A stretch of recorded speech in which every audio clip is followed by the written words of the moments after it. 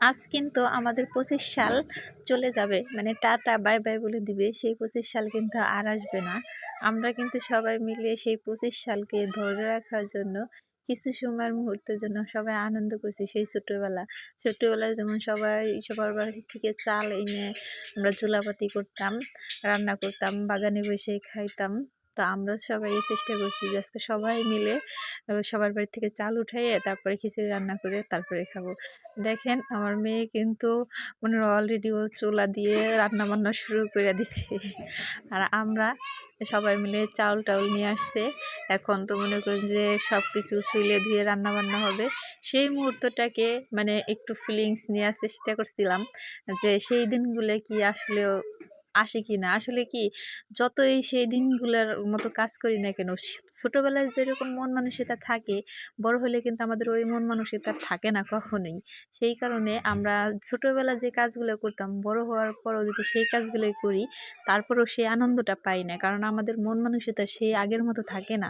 সেই ছোট্টবেলার মন থাকে ফ্রেশ। মানে অন্য কোনো কিছু ধান্দা থাকে না, অন্য কোনো চিন্তা ভাবনা থাকে না, অন্য কোনো কিছু থাকে না। বাস সারাদিন খেলাধুলা, খাওয়া-দাওয়া, বাস ঘুম।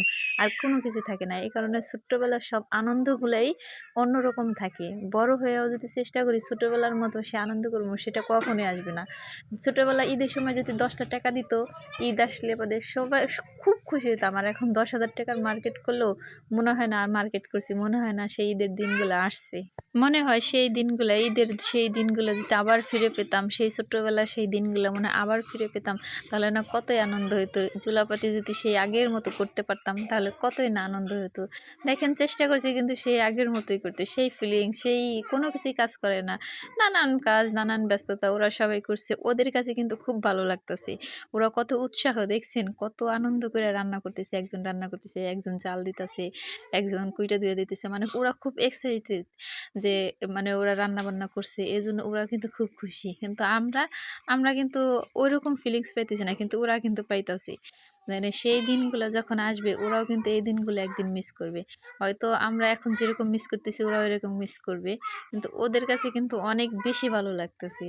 এজন্য ২০২৫ সালের কিছু মুহূর্ত আনন্দ যে যাতে বড় হলেও সবাই বলবে না আমরা এরকম একটা আনন্দ করছি। আমরাও বলি এরকম আমরা অনেক আনন্দ করছি। কিন্তু সেই দিনগুলো আসলে চাইলে আর ফিরে আসে না কখনো। যেদিন চলে যায় সেদিন আসবে না। আমাদের এখন যে বয়সটা যাচ্ছে হয়তো এই দিনগুলো কখনো ফিরে আসবে না। কারণ আমরা যখন আরো বৃদ্ধ হয়ে যাব তখন আবার এই সময়টা মিস করব। যে না বয়সকালে এটা করতাম, ওটা করতাম, এই কাজটা করতে পারতাম। এখন বয়স হয়ে গেছে, এখন শক্তি কমে গেছে, এখন সেই কাজগুলো করতে পারি না। এই দিনগুলো কিন্তু আগামীতে মিস করব। এজন্য মানুষের যে দিন যায় সেই দিন কখনো ফিরে আসে না। এইজন্য সময় থাকতে মানুষের সব কাজ করতে হয় এবং কি সময়ের সাথে সাথেই চলতে হয় মানুষের।